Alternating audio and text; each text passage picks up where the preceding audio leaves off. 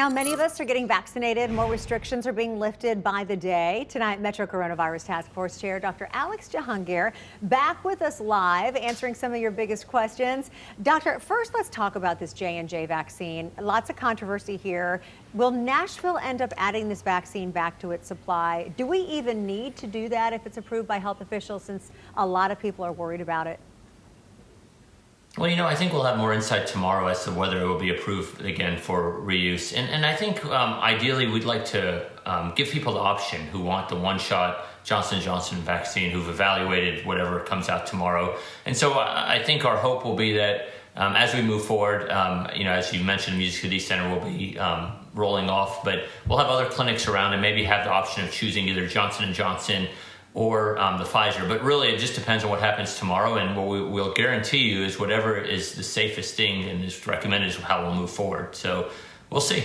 I might as well ask you, now that we're needing to get another, probably in 6 months, a booster vaccine and to keep this going, will we be able to access the Music City Center at all for those future ones? Or just kind of, now that it's kind of under control, will that remain a convention center and go back to its original intent?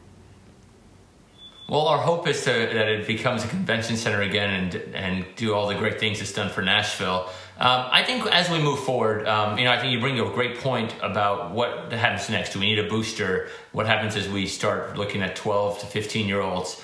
And then we'll have other plans, whether it's at our public health building. And I think what more and more is going to happen, just like the flu shot every year, there'll be, pharmacies, there'll be your own physician or advanced practice provider's office. There'll be other ways to get a vaccine. This mass vaccination thing that we've had to do, I think we're phasing away from. Oh, okay. That's interesting. All right, let's talk infertility and COVID vaccines, as well as pregnancy. Talk us through some of the science. I know one of our very pregnant reporters, Lindsey Bramson, tweeted out a picture of her getting her shot very far along into pregnancy. She's married to a doctor. She knows the science behind it. Walk us through if people need to be worried about this, dispel some myths, or just, enlighten us. Well, I think here's the thing. As I've said before, always look at the source. Where this myth about infertility came from is a very prominent anti-vaxxer in Europe who wrote a letter to the FDA equivalent of Europe that got a lot of play on social media. The facts are this. People who have received the vaccine have become pregnant. People who are pregnant who received the vaccine have delivered healthy babies. Just recently out of Israel, a study showed that mothers who breastfeed will pass the antibodies to their babies and protect them.